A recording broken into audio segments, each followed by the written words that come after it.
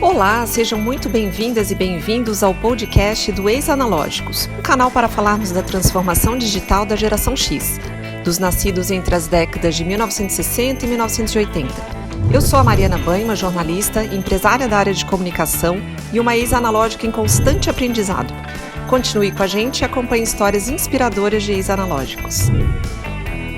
Olá, sejam todos bem-vindos e bem-vindas. Estamos começando mais um episódio do nosso podcast do Ex-Analógicos e hoje a nossa convidada é uma amiga de longa data que a gente estudou há muito tempo juntas, entramos calouras juntas na década de 90, a gente nem precisa falar muito, um ano, faz muito tempo, lá na Universidade Federal de Santa Catarina, é a Claudine Nunes, jornalista também. Seja muito bem-vinda, Claudine.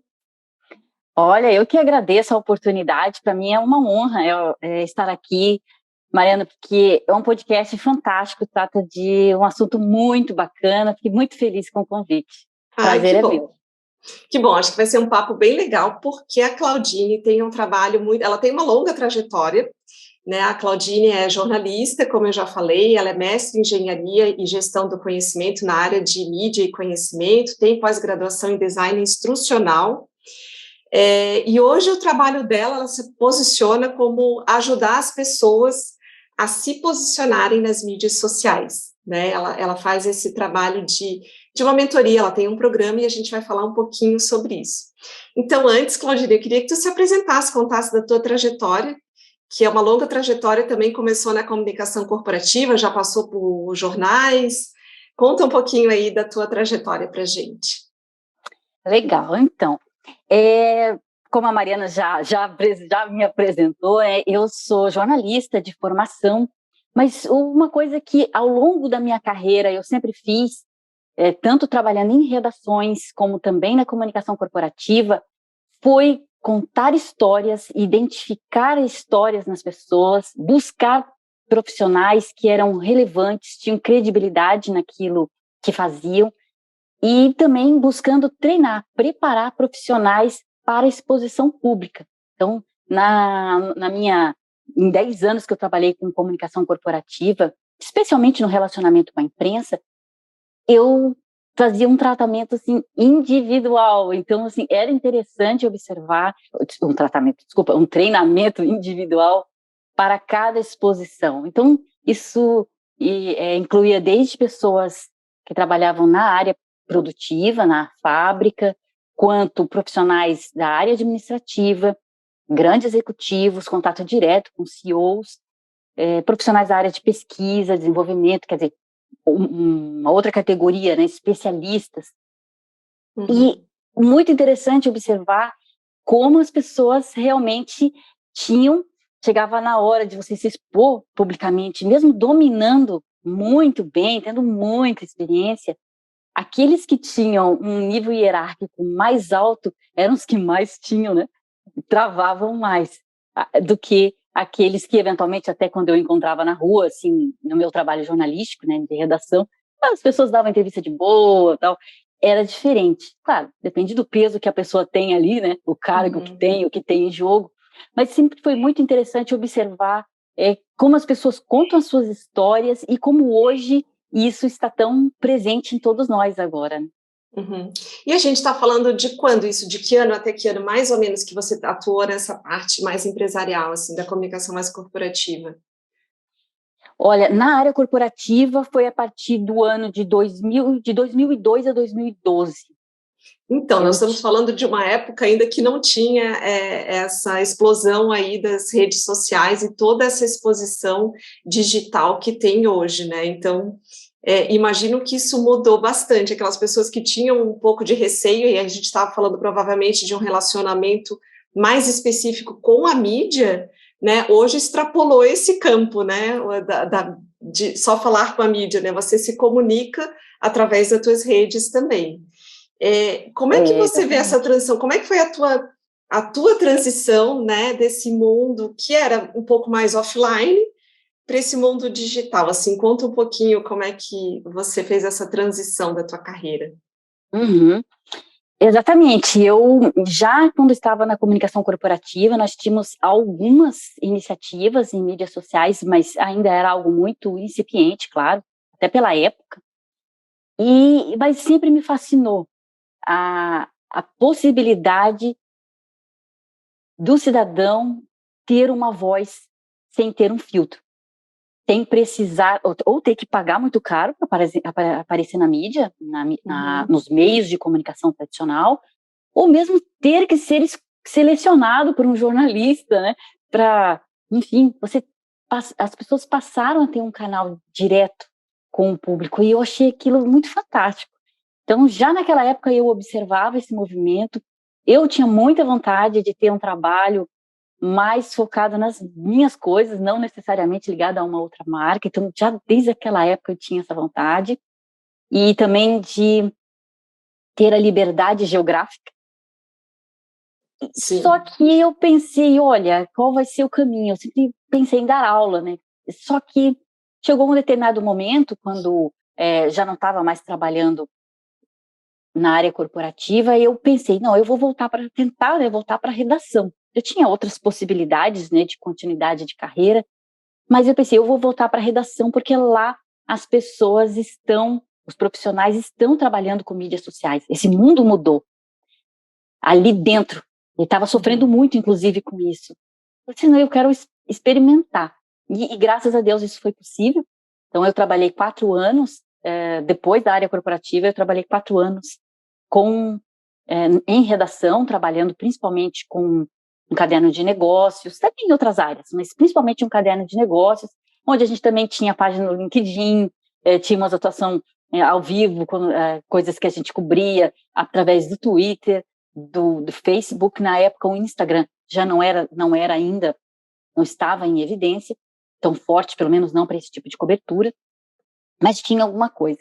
Então, foi uma experiência muito interessante, e eu sempre tive a curiosidade de entender como, né, as pessoas, de repente, algo acontece e todos estão falando ao mesmo tempo, em lugares muito diferentes, sobre a mesma coisa, replicando uma informação, uma mensagem. E o atalho que se tem, na verdade, é um grande atalho de comunicação, né, a partir das mídias digitais. E isso me inspirou, me fez querer estudar isso mais a fundo. Aí eu parti para o mestrado, e no meu mestrado, que eu fiz na Universidade Federal de Santa Catarina, aliás, um grande beijo para a Universidade Federal, eu sou uma grande entusiasta do ensino público e de qualidade, sou muito grata à Universidade Federal. E lá eu fiz meu mestrado, em que eu estudei justamente a propagação de informação em mídias digitais, e como que essa informação ganha escala e muda percepções. Então, esse foi o meu estudo de mestrado, que foi a ponte para eu depois começar a trabalhar nesse meio. Sim. Aí saindo do mestrado, você já migrou, então, para o teu próprio negócio aí, que seria esse programa, que hoje você ajuda as pessoas a se posicionarem aí através das redes sociais, é isso? Mas é interessante, porque o meu primeiro movimento, então é importante dizer que eu terminei o meu mestrado no início da pandemia, e foi uma coisa muito intensa, inclusive, Imagino. porque além de estar no meio da pandemia, eu também adotei meu filho, então eram várias coisas ao mesmo tempo para administrar. E o meu primeiro movimento foi tentar fazer no digital aquilo que eu tinha já como minhas últimas experiências, treinamento de porta-vozes, a parte de falar sobre o relacionamento com a imprensa, mas é muito interessante a gente observar que é uma linguagem diferente, as necessidades são diferentes. Então, eu comecei um movimento assim, e eu mesma parei imediatamente, assim, quer dizer, imediatamente que eu percebi que não, esse não é o meu caminho. E quando você vai para o digital, quando eu digo vai para o digital, quero dizer começar a ter uma exposição, começar a compartilhar alguma mensagem, algum conteúdo. Uhum. A pessoa tem que, antes, fazer um exercício interno. É um exercício de autoconhecimento. É muito interessante, que parece uma coisa muito pública, mas o primeiro movimento que a pessoa faz é interno. E eu percebi que, por mais que eu adore tudo isso, não era o que eu queria continuar fazendo. Então, não faria sentido eu continuar produzindo conteúdo a respeito. O meu público não estava ali naquele local. Eu fiquei pensando, quem eu quero ajudar? Né? Onde eu vou ser mais útil? Então, eu comecei um processo mesmo de investigação, que continua, inclusive, até hoje, mas eu comecei a amadurecer mais alguns públicos, alguns caminhos, e essa experiência foi muito importante para mim, para eu delinear o meu trabalho. Hoje eu tenho um trabalho de mentoria individual, mas que eu tenho, né, meus planos, né, já está mapeado, tá, para eu começar a trabalhar em grupo. Então, e aí você tem que ter muito afinado, assim, quem é o seu público. Então, essa é a próxima pergunta. Quem que é o seu público? Como é que você vê hoje, assim? Vamos falar um pouquinho mais de faixa etária, que eu acho que é o nosso mote aqui, né? Mas, claro, também um pouco de profissão, de segmento. Quem que é o teu público hoje? Olha, principalmente pessoas acima de 40 anos. Eu já percebi numa formação que eu estava fazendo, né, para mentoria, né, fui fazer uma formação de mentora, e ali foi que começou, né, a minha transição, né, eu percebi que eu queria ser mentora, identifiquei, mas havia necessidade de fazer uma formação, e lá, já entre os alunos, né, que eram meus colegas, alguém já disse, puxa, Claudine, mas eu estou com uma dificuldade e eu acho que você vai ajudar na minha dificuldade. Eram mentores, entende? Só que mentores de outras áreas, né? Não tinha nada a ver, né? Sim, sim. E eu achei isso interessante, porque as pessoas, em geral, têm muito, muito, muito acesso às orientações que vêm da área de marketing. E é muito necessário, e isso faz muito sentido, porque o mercado está demandando mesmo. Só que quando a pessoa aprende a fazer uma série de coisas para poder lançar um produto, um serviço, mas muitas vezes empaca bem na fase inicial mesmo. Assim, eu já entendi que eu tenho que fazer, ok. E até já entendi como, mas chega na hora de executar, há um estranhamento, né? E aí é um estranhamento com a linguagem, com o momento que nós estamos vivendo. Então, você me perguntou do meu público. Ele é um público que naturalmente se identificou comigo até pela idade, né? Eu posso dizer a minha idade? Claro! Aqui é um livro aberto. Eu sou 5.0, vai ficar mais chique falar assim, né? É isso aí. 5.0. Então, somos. E aí é mais fácil uma pessoa que já passou dos 35, né? Eu já peguei alguma coisa na faixa entre 35 e 60 e poucos anos, tá? Então, do teu passado de público. 60. Então, assim, é mais fácil se identificar. Porque por uma identificação. O que acontece, né? A geração X é uma geração que foi muito acostumada com o ensino formal, a valorizar, inclusive, o ensino formal, o trabalho em empresas, construir uma carreira dentro de uma empresa, não necessariamente se aposentar, que isso acho que já é da fase dos nossos pais, talvez, né? Mas aquele trabalho daquela maneira, né? Estruturado, tudo mais estruturado. Sim.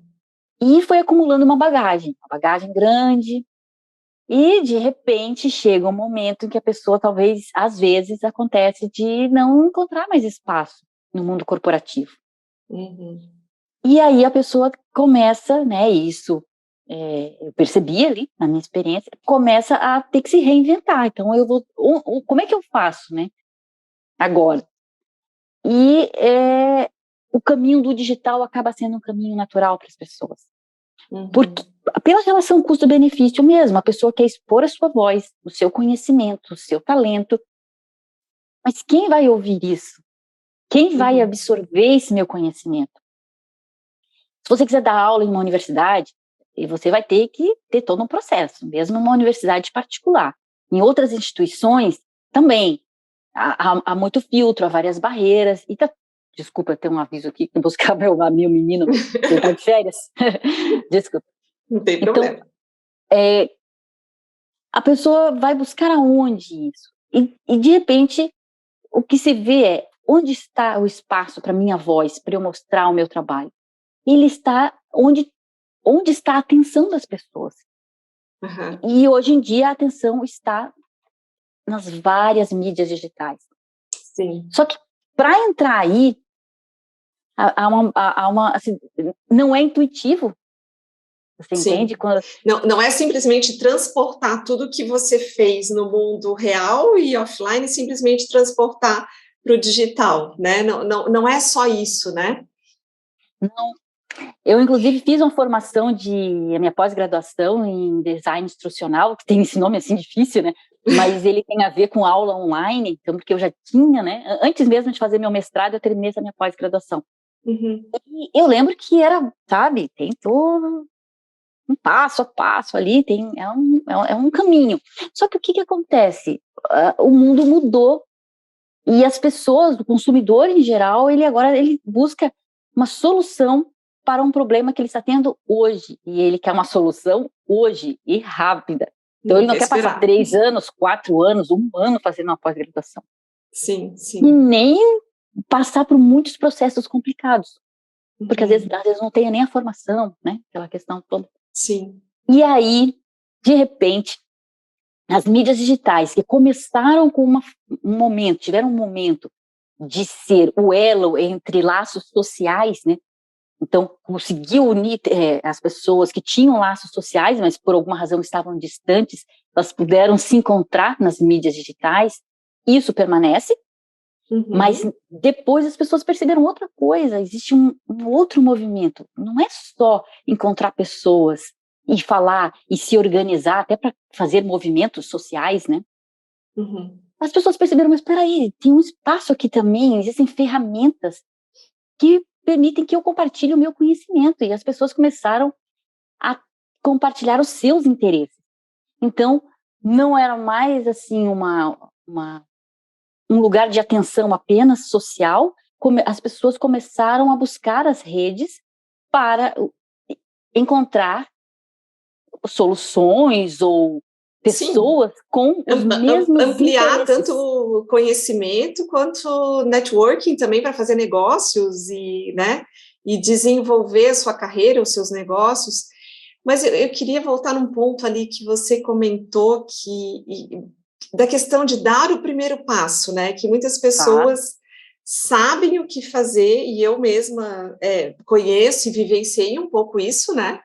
A gente sabe o que fazer, mas começa a procrastinar, né? Não tenho tempo agora, ou mas aquele vídeo que eu gravei não ficou bom, ou enfim, começa a inventar às vezes até uma série de desculpas para não tirar o projeto do papel, né? Para se apresentar para esse mundo infinito que é o mundo da digital, né? E das mídias sociais.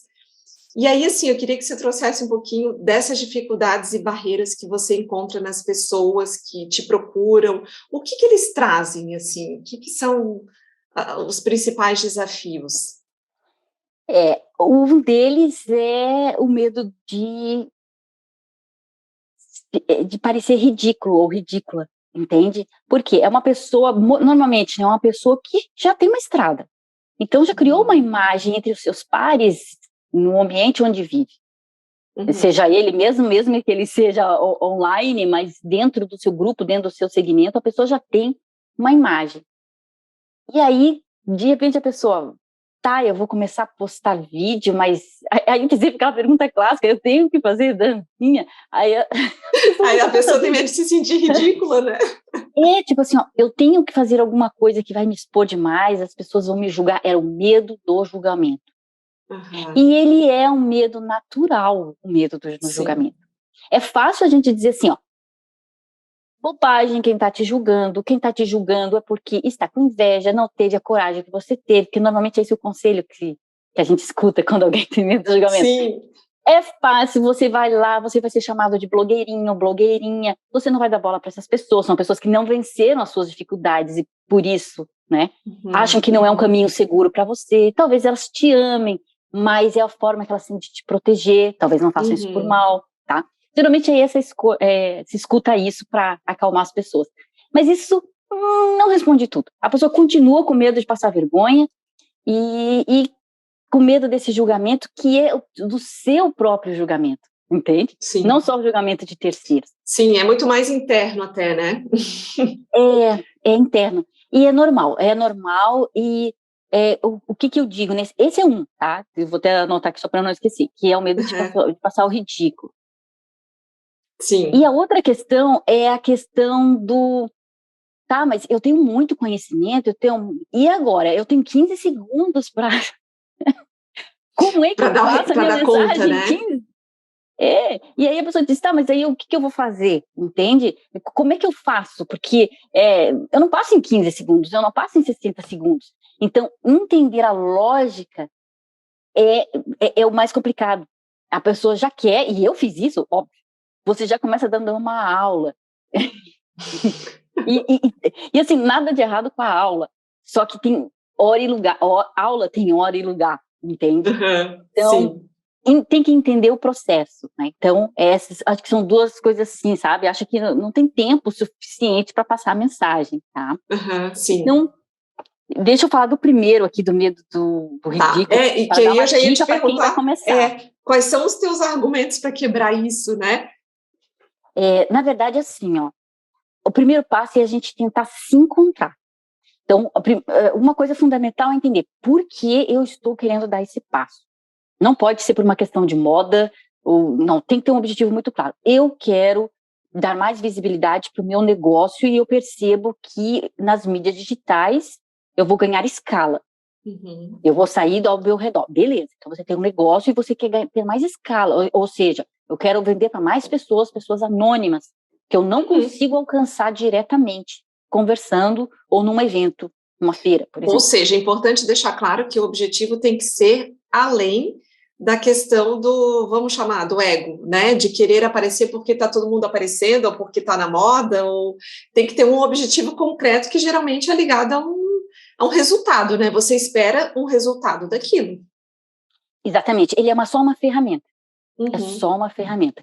Então, assim, olha, eu quero isso, pode ser por um motivo de negócio próprio, ou um motivo de carreira, de se posicionar para atrair novas oportunidades de carreira. É importante lembrar que os recrutadores, eles olham não apenas o seu perfil no LinkedIn, vamos citar uma rede aqui, porque ela é uma referência na área profissional, mas eles também observam como você está participando, quão ativo você é nessa rede. Então, o engajamento, a forma como você se expressa, com o que você coloca, você tem que criar um posicionamento também, mesmo que você continue com um projeto CLT, digamos assim, tá? Então, o motivo tem que estar muito claro, e você tem que ter um motivo e uma motivação interna. Sabe, alguma coisa que você queira muito, e que, através das mídias digitais, e aí quando eu falo mídias digitais, vocês podem pensar em tudo, as redes sociais, mas redes de compartilhamento de conteúdo, o seu próprio site ou uma newsletter, ou pode ser tanto no e-mail, no seu site, numa rede social, num podcast, e assim por diante. Todas as mídias digitais, tá? Então, o ego, eu diria que seria o fator mais perigoso, assim, de você apostar suas fichas, porque você vai ser criticado, provavelmente. Você não vai fazer bem no início, é normal. Então, isso tudo pode te abalar emocionalmente. E a pessoa tem que cuidar do emocional. Qual é a minha dica, digamos, para a pessoa começar? Nesse processo de se encontrar, o que a pessoa deve fazer? Há muitos caminhos profissionais, inclusive.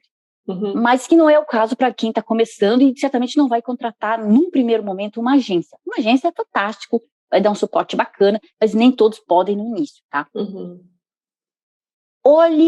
Mude a forma de olhar para as mídias. Não olhe como um consumidor. Passe a olhar como uma ferramenta. Então, o que isso significa? Eu vou procurar profissionais, perfis, canais no YouTube ou perfis em outras redes que eu gosto, com os quais eu me identifico. Como assim se identifica? Né? Eu vou dar um exemplo meu. Eu gosto muito de uma estrategista que ela é empreendedora, ela é inglesa, inclusive, a Lisa Johnson. Eu gosto muito dela. Eu gosto da postura dela. Eu gosto do jeito que ela se apresenta. Eu gosto, ela é muito ética, então ela preza muitos valores, ela tem uma forma muito profissional, muito bacana de lidar com o trabalho dela. Eu me identifico com profissionais assim. Eu vejo as postagens dela em diferentes canais e eu me reconheço, eu me identifico nessa pessoa. Eu acho assim, ó, ela tá muito além de mim, tá? Ela é um patamar global. Mas eu vejo assim, o dia que eu crescer, eu quero ser como ela. Mas ela é tua persona, né? Aquela coisa de almejar, né? De referência. É importante a gente ter, e eu tenho referências no Brasil também, mas elas são mais específicas do ponto de vista de conteúdo. Pô, eu acho que essa pessoa manda bem no conteúdo, disso, aquilo. Aí é um mapeamento, eu faço até mais técnico. Do ponto de vista de estilo, de jeito, o jeito de se vestir, o jeito de falar, como se apresenta e tudo mais, eu mapeei uma pessoa, porque a gente não dá para mapear muitos, né? Sim. Então, assim, tente encontrar alguém nas mídias digitais em que você olhe e diga assim, essa pessoa se parece comigo. Então, eu vou olhá-la como uma referência, para você não partir do zero. Esse é um ponto bem importante, porque quando a gente fica de frente para as câmeras, enfim, a gente não se reconhece muitas vezes. A gente trava. Eu, por exemplo, eu estou até sentada aqui, porque eu fiz um cabeamento para não ter oscilação, mas eu gosto de estar em pé. Eu gosto de espaço, eu gosto de movimentar mais, assim, eu faço quase uma ginástica abdominal. Eu gosto. Então, tá se adaptando aí, no sentar. Então, assim, é o jeito, você vai pegar o seu jeito, tá? Então, e também uma coisa muito importante, não invente moda no início. Não invente moda. Eu gosto de citar um colega meu, um amigo meu, que esses dias eu estava vendo uma live, fotógrafo, a Mariana conhece também, o Lauro Maeda é um excelente fotógrafo de casamentos, e ele estava fazendo uma live. Quem conhece o fotógrafo pessoalmente, olha para ele ali no vídeo e enxerga o mesmo profissional. O que eu quero dizer com isso? Que quem tem medo do julgamento, porque já formou uma imagem, uma reputação entre seus pares, e às vezes são pares, né? É um PhD, um doutor, é um CEO, né? Às vezes a coisa é complexa. Se alguém te enxerga no mundo online da mesma forma que te conhece no mundo offline, a sua reputação não muda nada. Sabe? É você. E vai levando a sua personalidade, o seu conhecimento. Não tem. Ou seja, ser o mais autêntico possível, né? Quando você diz não inventar moda, é ser você mesmo, né? Só que é difícil ser você mesmo, esse é o problema. Tá? É difícil, por isso que também a dica que eu dei de você procurar alguém que já faça para você olhar e se espelhar, porque a pessoa começa a travar, certamente é normal, principalmente quem não está acostumado com vídeo, vai escrever, fica uma coisa impessoal. Vai falar, fica todo travado. Então, a pessoa não se reconhece. Às vezes a pessoa diz, puxa, mas eu não sou assim, eu sou uma pessoa muito mais expansiva, eu sou muito mais legal, e aqui eu tô todo travado. Então, esse é um aspecto. E o outro, então assim, esse é um passo importante. O outro, claro, é ver dentro da sua área quem é alguém muito reconhecido. Por quê? Porque essas pessoas testaram, pessoas muito grandes, tá? Alguém que é bem reconhecido nacionalmente na área em que você quer atuar. Pode ser um concorrente seu direto ou indireto. Não é exatamente concorrente, porque se a pessoa está começando, né? Mas o cara já é grande, né? Mas assim, tá na mesma linha. O que a pessoa vai observar ali? Tem que ter em mente. Esse perfil, ou essa empresa, enfim, provavelmente tem equipe. Provavelmente trabalha com uma agência, ou não tem um profissional interno atuando diretamente, e essa pessoa faz testes. E tem muito a ver com testes, tá? O que uma audiência quer é diferente do que uma outra audiência quer. E você tem que descobrir o que tem mais receptividade para a tua mensagem. Dentro do teu jeito de falar, né? E do teu mundo, com teus valores, do teu jeitão. Tá? Alguns vão se conectar e outros não. Você vai ter que testar. E aí, nesse teste, quem é grande já fez muita coisa. Então, você observa que, fulano de tal, que é muito conceituado, faz vídeos longos, outros fazem só vídeos curtos, outros passam a mensagem principalmente por texto, às vezes num blog, uma newsletter. E aí a pessoa vai se entendendo. Como é que essa pessoa consegue passar o mesmo conteúdo, que é grande, num vídeo bem pequenininho de 20, 15 segundos numa rede? Então, no YouTube passa de um jeito, como é que essa pessoa faz no Instagram, por exemplo? Que hoje é uma mídia social muito, muito utilizada para negócio. Uhum. E todo mundo está lá, então é difícil. Seja qual for o seu objetivo, não passar pelo Instagram é difícil, tá? Mas lembrando que muitos estão no Facebook, então não despreze o Facebook. Teus seguidores lá tem que Depois eu prestigiar. queria entrar nisso das redes ali, para entender um pouquinho aí do perfil, mas vamos lá.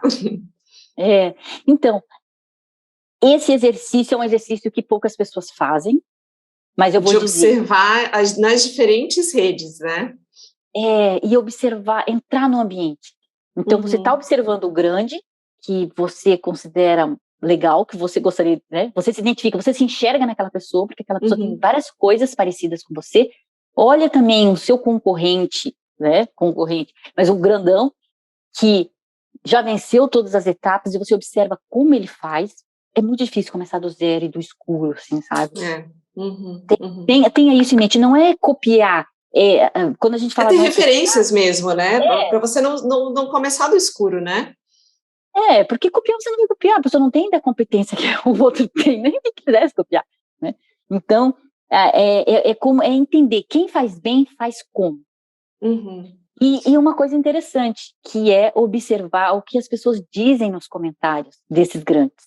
E aí você vai começar a entender quem é essa galera, quem é o povo que está conversando sobre esse assunto que você quer conversar, como que eles conversam, qual o linguajar que eles têm. E antes de você pensar em produzir conteúdo, a minha dica é: comece a participar das conversas. Que é aquela dica que a gente dá, né, que eu costumo comentar. Quando a gente tem alguém muito querido, próximo, né, da gente, um parente, um amigo, um filho, enfim, alguém que está muito preso dentro de casa, você está vendo que a pessoa está se isolando, aquilo não é bacana, não vai levar a nada, não vai levar a lugar nenhum. O que a gente diz? Gente, sai um pouquinho. Vai ter uma festa, não sei aonde, vai naquela festa. Você vai encontrar pessoas, você vai conversar, você pode fazer amigos. Vai para a rua, vai respirar, né? Vai ver o que está acontecendo no mundo. Esse é um passo muito importante. Antes de pensar antes de pensar em tentar trazer alguém, você não conhece ninguém, está isolado lá no seu quarto. Você já vai querer dar um almoço na sua casa? Quem é que vai nesse almoço? Entende? Você está pronto para receber as pessoas nesse almoço? Você nem sabe o que as pessoas querem comer, sabe? Nem se tem alguém com alergia a camarão. Então, assim, complicado. Então, primeiro vá para a rua. Então, o que é ir para a rua? Vá visitar as comunidades.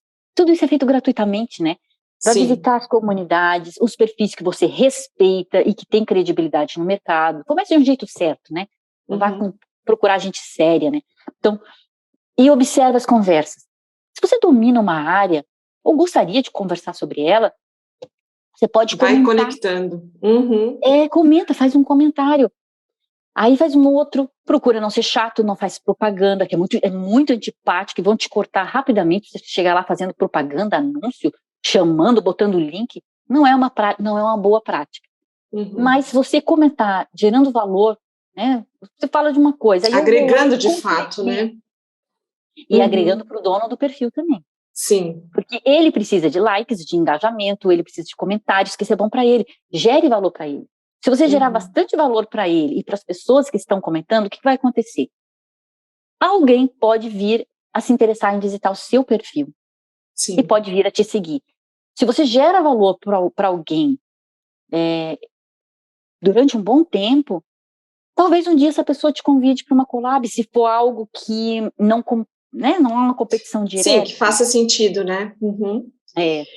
E eu ia te perguntar um pouquinho disso das redes, né? Você falou um pouquinho de aí LinkedIn, Instagram, não tem como estar fora, tem muita gente fazendo negócio. As pessoas quando as pessoas te procuram, né? E chegam, Claudine, eu preciso começar um trabalho para me apresentar nesse mundo digital.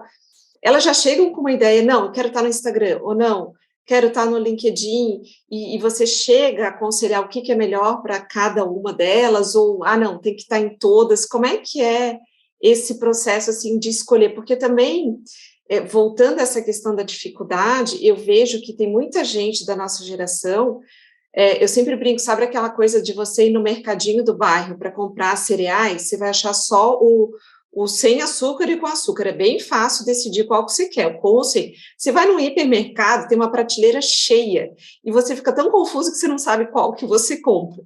E eu vejo muita gente, né, que tem essa vontade de entrar, mas não sabe, meu Deus, eu entro no Twitter, abro um perfil no Instagram, o que eu faço? Eu vou para o LinkedIn. Então, assim, como é que você lida com esse emaranhado quando as pessoas te chegam com essa dificuldade, assim?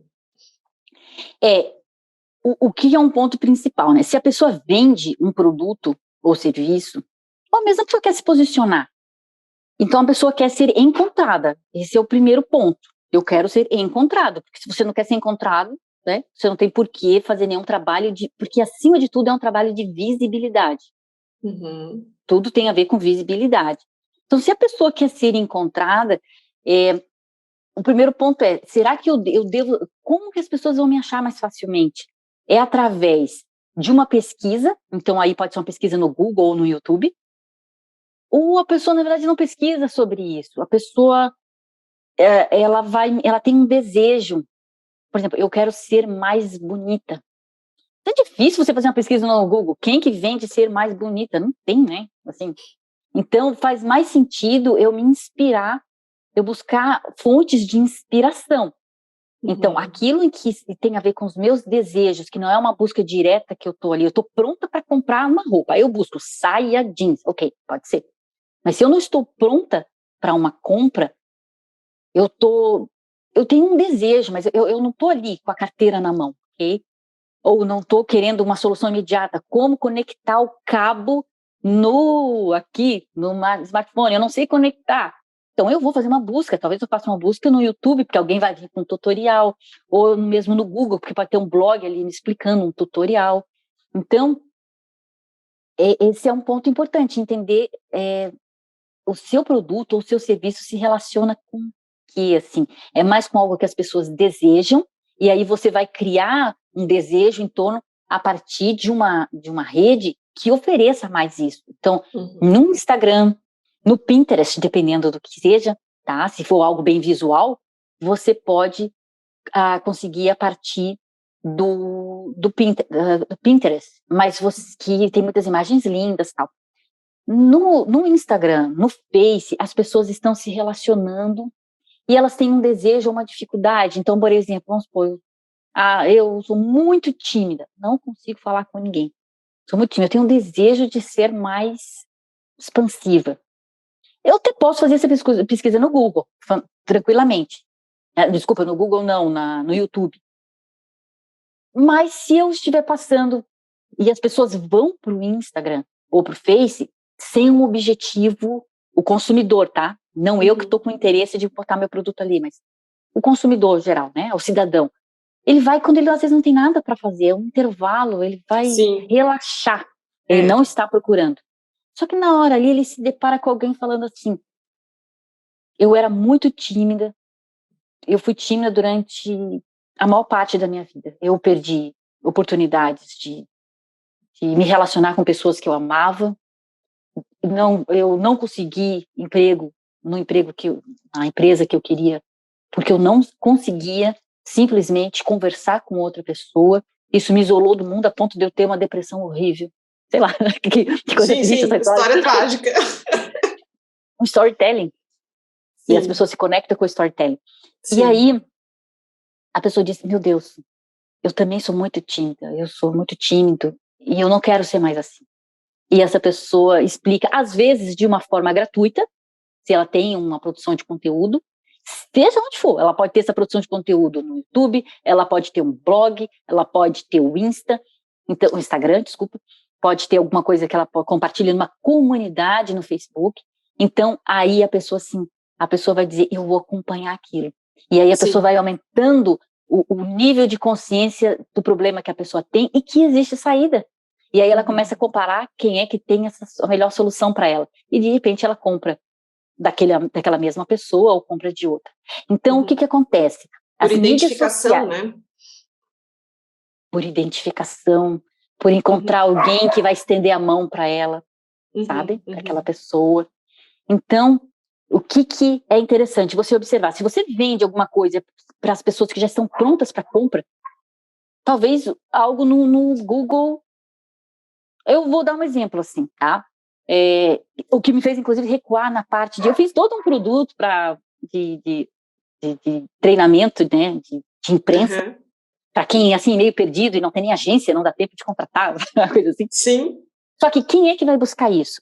Ninguém acorda assim, hoje eu quero dar uma entrevista para a imprensa. Não é bem assim que acontece. Ou cai no colo, a pessoa não estava nem pensando, ou se já estava com uma estratégia, já chamou uma agência. Então, se caiu no colo, tipo, o chefe mandou a pessoa dar uma entrevista amanhã, porque surgiu isso, e quem é jornalista sabe que essas coisas surgem da noite para o dia, a pessoa vai dizer, como eu resolvo isso? Aí a pessoa vai buscar, porque surgiu uma necessidade urgente, e a pessoa vai buscar, ela está pronta para compra.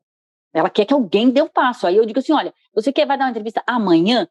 Eu vou trazer aqui o passo a passo, 10 passos, sei lá o quê, para vocês não comprometer a credibilidade. Oi? Opa, falhou um pouquinho, mas voltamos. E eu estava dizendo que se a pessoa quiser dar uma entrevista para a imprensa, é mais provável que ela faça uma busca no Google. Talvez no YouTube ela está pronta para compra. Ela está pronta para compra da informação. E talvez ela se depare com um produto pago e aí a pessoa acaba comprando.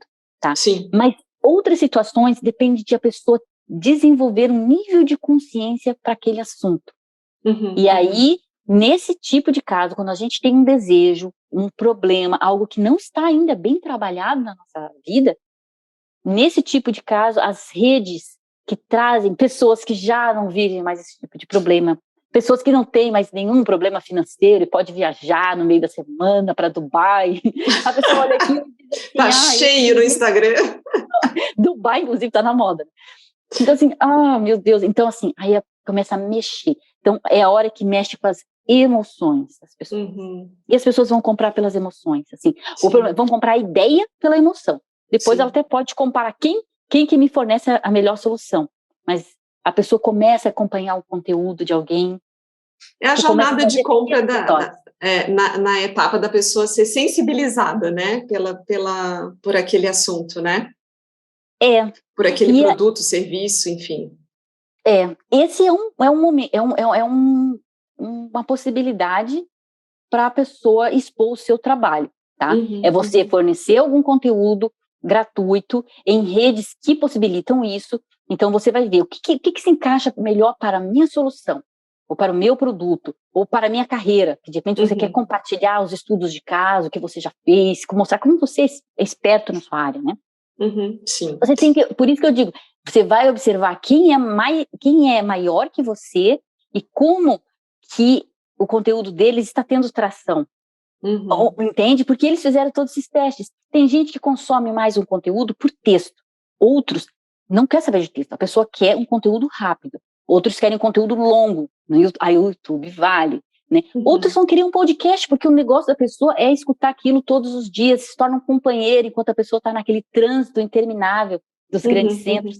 Então, a pessoa vai observando. Então, eu digo que essa fase de observação, de entrar nesse mundo e de começar a comentar, inclusive nas postagens dos demais, sempre que possível, vai fazer com que você comece a participar de um lugar. Assim como você chega numa cidade nova, num ambiente novo, numa empresa nova, o que você faz? Você começa a ver como as pessoas se comportam, né? Você não dá um passo muito grande, né? Você vai devagar, você vai vendo o que tem aceitação naquele meio, como que é aquela cultura. Depois você pode até chegar à conclusão, não, aqui não é o meu lugar, tá tudo bem. Mas você foi fazer essa pesquisa. Muitos ignoram essa pesquisa inicial e aí vão muito crus, entende? Vão muito só o que a pessoa acha. E aí, às vezes, não se encaixa, né? Fica um pouco difícil. Então, essas são algumas redes, tá? O Instagram, Facebook são redes mais sociais. Então, tem a ver com relacionamento. As pessoas querem conversar. Então, se você está partindo para uma rede que você entendeu que o seu produto ou serviço passa por esse tipo de rede social, você tem que entender que você tem que conversar com as pessoas. E conversar é um exercício, não é intuitivo, porque conversar, você conversa com uma pessoa pessoalmente ou por telefone, é pessoal. Mas conversar com quem você não conhece, uma pessoa totalmente anônima, e você parecer íntima para aquela pessoa, não é intuitivo. Sim. Mas você tem que ter alguém na tua mente para conversar. Você não conversa com um público grande, tá? Não é plateia, é a conversa um a um. Embora você não saiba exatamente quem está ali do outro lado, mas a tua intenção tem que ser, eu vou conversar com a Maria, ou eu vou conversar com a Mariana. Oi, Mariana. Você não vai dizer oi, Mariana, para a pessoa, mas você vai dizer oi, olha, hoje eu tive um dia difícil. Olha, pensa, eu fui fazer minha aula, não sei o que lá. Olha, mas eu tenho uma dica bem legal para você. Eu descobri um software que resolve todos os nossos problemas de editoração de texto. Acredita nisso? Entendeu? Sim. Então, assim, cada um tem seu jeito. Então, assim, não é fácil construir essa linguagem, você ser espontâneo e conversar. Mas é muito importante a pessoa entender que a primeira vez que a pessoa se depara, né, a primeira vez que alguém vai se deparar comigo, ela não quer receber uma aula. Você sabia que a fórmula de não sei o que lá? Não, calma, eu não estou preparada para isso. Sim, sim. Eu só quero uma coisa rápida sua. O que você pode me dizer de interessante? E é aí que a coisa pega. Porque é um grande desafio. Porque as redes sociais, e aqui eu estou fazendo um parênteses mais forte nas redes sociais, porque eu acho que o desafio maior é naquelas redes que tem esse perfil, tá? As pessoas cada vez mais estão sendo multiplataformas e com pouca atenção. Pouca atenção. Então, cada vez menos tempo dedicado. Antes, até pouquíssimo tempo atrás, as pessoas ainda ficavam na sua bolha. Tipo, tô no Insta e fico no Insta. Tô no Facebook, tá no Insta, tá vendo televisão, tá fazendo janta, tá dividindo a atenção com tudo, né? Com tudo, e por menos tempo. Então, qual é o desafio? Ou você faz algo muito impactante, daí as pessoas começam, as próprias plataformas têm dicas bem legais, todo dia tem uma novidade. E aí você usa esses recursos para se destacar e alguém parar, porque você fez uma coisa muito impactante. Ou você vai ter que buscar um caminho que é o caminho de que a pessoa vai parar porque se identificou muito fortemente com você. E aí, esse é um processo demorado, tá? Então, assim, você buscar audiência para audiência é você lembrar como é a televisão no canal aberto, num domingo à tarde ou domingo início da noite. Como é que é a programação nesses canais? Eles estão em busca da pessoa parar. É um momento nobre que as pessoas estão em casa. Só que quem é que vai parar o controle remoto? Aqueles que assistiam televisão todos os dias, que tinha a programação de assistir televisão à noite todo domingo, né? Isso mudou bastante nas famílias, né? Mas houve um momento que era assim. Você ficava zapeando ali nos canais e parava naquele que tinha uma coisa mais impactante, geralmente uma coisa bem apelativa, né? Então, é a briga pela audiência, da audiência que não está comprometida com nada, ela está só passando o tempo e eu paro para quem for mais interessante para mim, o que vai variar muito de pessoa para pessoa. É difícil fazer esse processo, mas tem algumas coisas que é interessante a pessoa treinar para melhorar. Então, observe na sua área, aquele que tem. Como é que as pessoas fazem essa abordagem rápida? Porque vai variar, né? E tenta buscar o caminho da identificação, ou seja, seja objetivo naquilo que você vai dizer. E sempre ligando a uma dor, como dizem, né? Ou seja, a um problema que a pessoa tem, ou a um desejo. Porque simplesmente eu chegar falando, olha, gente, eu fiz aqui o meu mestrado, e o meu mestrado sobre propagação de informação nas mídias digitais, claro, né? Nem termina a frase, eu já perdi essa pessoa. E para que essa pessoa quer saber isso aquela hora, entendeu? Eu não preparei a pessoa para isso. Então, tem que chegar com algo que é muito importante, assim, não tem a ver com a gente. A gente pensa que tem a ver com a gente, né? Quando a gente, às vezes, vai para as mídias digitais. Ai, como é que tá o meu cabelo? Como é que eu tô? Mas eu tô meio ridícula. Entendeu? Não tem nada a ver comigo. A nossa tem a ver com a pessoa que está do outro lado. A pessoa se conecta com os teus interesses. E a pessoa vai voltar. Se ela se deparar com você e você falar algo que tocou a pessoa de alguma maneira, a pessoa aos poucos vai voltar. Organicamente, ou seja, sem nenhum tipo de investimento, é um processo longo, a não ser que você seja uma pessoa que toque o coração de alguém imediatamente. Não, pode concluir. Mas aí a pessoa precisa de um talento especial, pegar alguma sacada muito, que pegue uma grande quantidade, um grande número de pessoas. Sim. Claudine, se deixar, a gente tem aqui histórias e pano para manga. Tem muita coisa legal, de muita dica, que tenho certeza que foi bem útil, assim, para a nossa audiência, né, que se identifica com a tua história, com o que tu está fazendo hoje, né. Mas a gente vai chegando para os finalmente aqui do episódio, eu queria pedir a tua dica. Qual que é a tua dica para o ex-analógicos aí? O que você trouxe para a gente? Eu trouxe uma dica de leitura, porque qual é a grande questão que eu vejo? Quando a pessoa entra para fazer qualquer coisa nova, e o problema é que nas mídias digitais tem muita variedade, a gente fica sobrecarregado de informação. Sobrecarregado de dicas, um dia tem live, outro dia tem uma masterclass, depois tem um curso, tem aquele canal que você acompanha, assim, é uma overdose de informação. Sim. Isso deixa a pessoa completamente perdida, então a pessoa tem que respirar e começar aos poucos, definir uma coisinha só. Olha, eu vou ter um projeto pequeno e qual é o meu primeiro passo? Então, para ajudar a pessoa a se orientar nisso, eu vou indicar um livro. Eu gosto de livro físico, mas eu adoro livro digital também. Então, deixa eu tirar aqui, que é ótimo. O método Bullet Journal. Bullet Journal. É muito interessante, é do Ryder Carroll, e a comunidade do Bullet Journal no mundo é absurda, assim, é muita gente, muitos países. O que ele traz, tá? Ele até fala assim, ó, registre o passado, organize o presente, planeje o futuro. Não é só um caderno, assim, tipo, de produtividade, assim, tipo, hoje eu vou fazer isso, amanhã, não. Ele traz, assim, uma forma de você pensar nas suas coisas, o que é prioritário, a começar pequeno, um passo real, porque às vezes a gente quer assim, eu quero ser, né, tá, mas isso está muito distante, está na tua imaginação, é legal fazer esse retrato da tua imaginação, mas o que eu consigo fazer hoje na minha vida real? Sim, um passo de cada vez, né, aquela coisa do passo a passo. O passo a passo, ter um lugar para registrar os seus pensamentos, ter um lugar para registrar as suas ideias futuras, o seu dia de amanhã, o que você faz hoje. Então, esse livro, ele traz uma série de dicas, né? Eu, inclusive, até para organizar as contas, eu vou dizer que eu já usei muito Excel, eu adoro Excel, eu sou da turma do Excel, mas eu organizei melhor quando eu passei a usar o método Bullet Journal, pela consciência que você tem de quando você escreve, sabe?